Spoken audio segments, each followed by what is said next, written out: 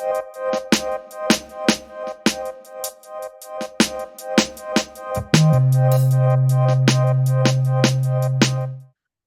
I'm Natalie from ATMS. Today we have our Practitioner Spotlight and I'm joined by Lisa Moane. Hello, Lisa. Hello, Natalie. How are you? Good, thank you. Thank you for joining us today to dive deep a little bit into your modality and what you do. So I believe you're a naturopath. Yes, I'm a naturopath and I'm a nutritionist. Fabulous. Now, I also see that you are having an area of a focus for Paediatric Naturopath and nutrition as well. Can Yes. you tell us a bit about that? Yeah, so our entire practice is all based around children's health. So everything from babies up until the age of 18, that's who we see here at the Paediatric Naturopath. Fantastic. And do you see face-to-face, via Zoom? How do you see the patients? So both. So I have a face-to-face practice near Wollongong, but we're a team of 6 practitioners and we're scattered all over the country. So the majority of our work is via telehealth. So you can be anywhere at all in Australia and still see us via telehealth. Oh, that's so good. We need to be accessible, don't we? Yes, because a lot of our families are in rural areas where they can't access a lot of the services that they need. So to be able to access naturopathy via telehealth is absolutely wonderful for them. And what would a family be looking at seeing a naturopath or nutrition for? For babies or even, as you said, all the way up to teenagers? So literally everything. We have a special focus on the extreme fussy eaters in our practice. So 3 of us are actually feeding therapists, as well as being nutritionists and naturopaths. So we see the children who have very, very limited food intake, and the parents are really overwhelmed with knowing how to get out of that into a more diverse diet. So that's definitely a large part of our work, but we see children with anxiety, we see babies with eczema and allergies, we see children of all ages with constipation and tummy pain. So anything that people would frequently be going to see a GP for with their children, they can also come to see us. And that fussy eating and trying to get good nutrition into kids can be sometimes such an issue and a problem for parents and families. So do you have any tips that you can help with that as well? So in all the children that I've ever treated, I've never come across one fussy eater who is just stubborn. So stubbornness is not the reason why children are fussy eaters. There's always a reason. And that's what we strive to do, is to uncover what those reasons are. So, it could be a gut issue, could be a mineral deficiency, could be so many different reasons.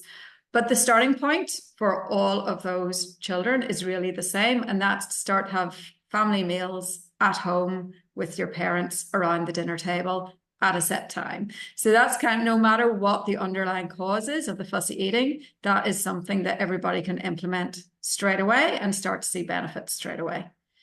I think that's so important because the children see a model from their caregivers or their parents, and if they're just so dysfunctional, not sitting down, it's on the go, it's not going to create good healthy habits, isn't it?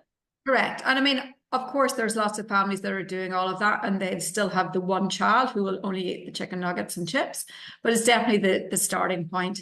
And that's why we dig deeper to find out why that one child is stuck on their chicken nuggets and chips.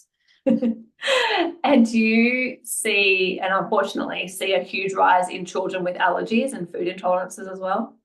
Yes, yeah. So there's a huge epidemic of allergies with children, especially with babies, and that decreases slightly as they get to childhood and they outgrow things like egg allergies. But it's it's a massive issue for our little people.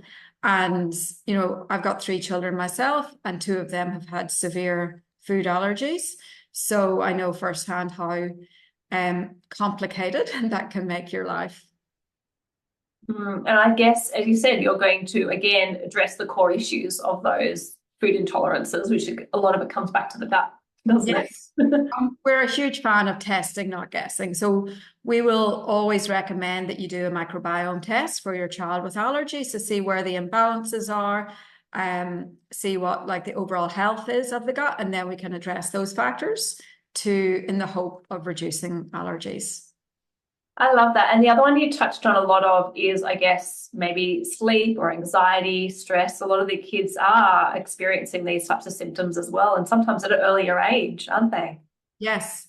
And again, some of that can be food allergy related. So sometimes babies and kids aren't sleeping because they're actually eating something that's irritating them. So, giving melatonin to a child who can't sleep because they've got a food allergy is obviously not going to be very productive. So with all of these things, we ask why, until we get to the root cause so we can address that, not just use a Band-Aid solution. I love it. And if someone's wanting to connect with you or possibly come and see you or one of your team, where do we find you? What's your website and your social media as well? So our website is the paediatricnaturopath.com.au. We're on Instagram, we're on Facebook, and there's also quite a few podcasts which you can listen to me talk on, and they are linked on my website as well. Oh, I think that's brilliant. I think giving parents and caregivers all the help they can get with their children is brilliant. And I know you share so many wonderful tips. And thank you again for joining us today. Thank you for having me, Natalie.